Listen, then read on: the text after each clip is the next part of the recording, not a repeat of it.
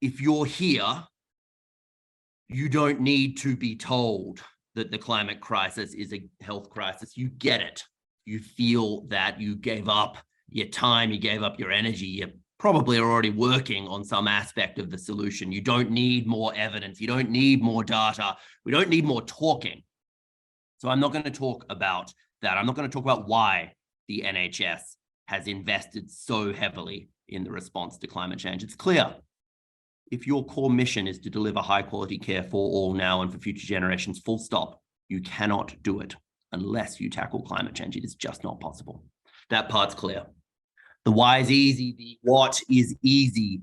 You run at it. You run at it as fast as you damn can with the knowledge that you sat on your hands for a while. 2, 3, 4 decades of inaction where there were really impressive shoots of progress, green shoots of progress, but was there wholesale change? Absolutely not. So for the NHS, this means 2040 for the emissions we control directly and 2045 for our full total global footprint. That stuff, though, is easy. It's boring. It's 2040. It's off a very, very long way away. What is far, far, far more interesting is the how. What does transition look like today? Let's stop talking about the need for endless evidence. Let's stop talking about the need, frankly, for endless advocacy. Let's start doing something. Let's start measuring progress in terms of kilograms and tons and kilotons and megatons of carbon dioxide taken out of the atmosphere at 9 a.m. tomorrow morning and nothing other than that. For the NHS, I submit that the barriers to doing that are not economic. I submit that the average intervention you want to tackle climate change in healthcare has a return on investment of 3.7 years. It is good common sense business. I submit that the capital barriers are actually surmountable if you get a little bit innovative. We have invested £877 million into decarbonising the primary and secondary care estate over the last year or two.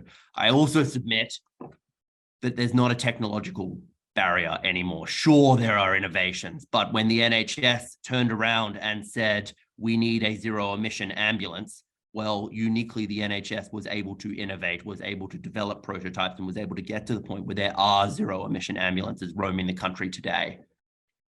The barriers are not economic, they're not financial, they're not technological. Occasionally, they're not even political. The barrier, the biggest challenge, is how do you use your biggest resource? If you are the National Health Service, and let's be clear, the NHS in England is where I'm from, how do you use your biggest resource to drive change across a 20-year trajectory with stuff starting at 9 a.m. tomorrow morning? How do you mobilize a profession of 1.4 million healthcare professionals, hundreds of millions of healthcare professionals across the world?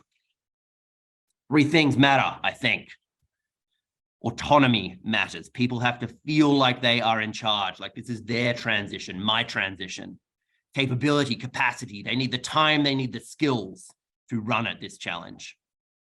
And finally, good management theory, I think, has its third thing saying relatedness, or it's got some long word nonsense. I care far more about fun.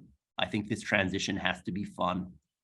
So let's talk about this and what that looks like for a healthcare system. For us, it has meant, number one, embedding this into the heart, the beating heart of the NHS, into the Health and Care Act of 2022. No longer asking nicely, a high-functioning healthcare system, a good trust, has a net zero strategy, it has a net zero board lead, and it is running at this. Not just 1 or 2 of us, but now every single hospital in NHS England.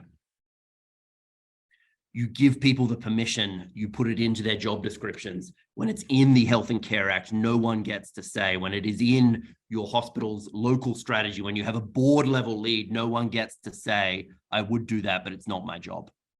Everyone knows that this is what a high-functioning healthcare system, this is what a good clinician is tackling. They are tackling, delivering low-carbon medicine. Autonomy matters. The finances, I don't think, are a significant barrier, frankly, but is there a capital requirement? Yes, there is. That capital requirement is needed for about 17% of the emissions profile of our healthcare system. Very, very roughly, we think that translates across to most OECD healthcare systems. 17% of our emissions is all we need the extra funding for. How much funding do you need? We think you need about 7.7 billion pounds over the next 10 years or so. So if I'm telling you we've invested 877 million pounds so far, are we there yet? No, we're not, but we're a damn sight better than where we were when we started, when we didn't have any capital investment, and we're actually doing okay there. So the funding matters, the training matters, right? It matters that we are starting to develop executive training programs for senior clinicians, for board level leads who are taking this journey on. What does it mean to be the board level sponsor for a large employer like a hospital, like a healthcare trust? Bit of guidance matters. You don't want to be too specific, too bespoke, too prescriptive, but saying, listen, very broadly, we think this is what a net zero hospital looks like in our new net zero hospital standard. That's important. Very quickly saying, listen, we've been clear, we've said within the decade, the NHS doesn't want to buy from anyone that doesn't meet or exceed our commitments on net zero for our 11,000 procurement officers out there in the system. If you're thinking about how to meet this, these are the sorts of things you should think about. But frankly, follow these guidelines, follow these rough rails, but figure it out for yourself. The capability, the capacity, providing a bit of that funding, providing a bit of that training, a little bit of that guidance matters. We don't have to be all perfectly aligned because this is going to be a bit of a messy transition, and that messiness is a good thing. But most importantly, once you've got the autonomy, once you've got that capability and capacity, most importantly, if you are looking around any Formula One racing track, and I'm a bad sustainability officer, I'm sorry, I follow the Formula One. If you're watching politics, God forbid if you are even watching Australia versus Ireland, where Ireland beat Australia by 3 points, I think, a heartbeat ago. It is the team that is having the most fun, that is high-fiving, that is smiling, that is enjoying themselves. That is the team I would put my money on winning, and we've got to start having a bit more fun. Let me give you a couple of anecdotes of what that looks like for us. We've talked a lot about the big infrastructure innovation challenges you might want to implement if you're decarbonizing a healthcare system.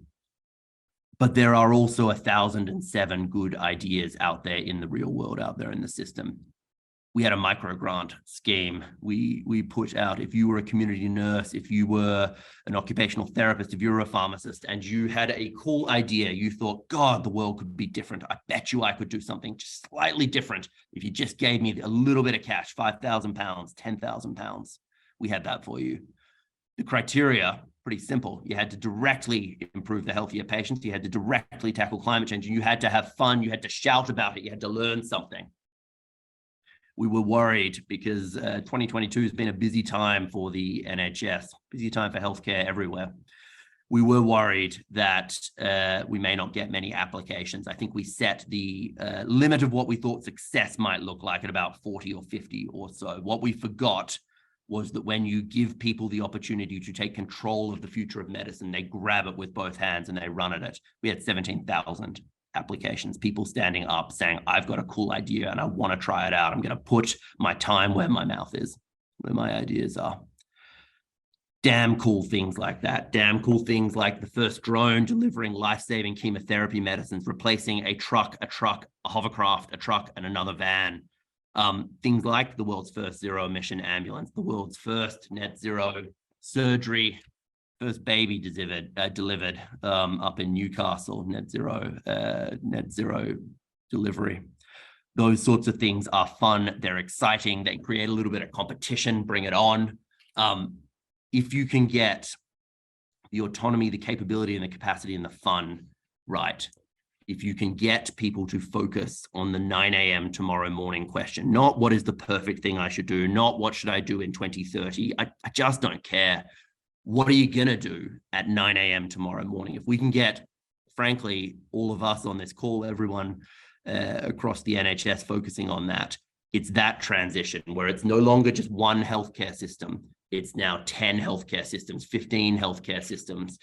In the United States, a new team on climate change and health equity. In France, in Germany, new teams on healthcare decarbonization. I was just sitting on an interview panel for effectively my job down in Australia, in Canberra, God forbid.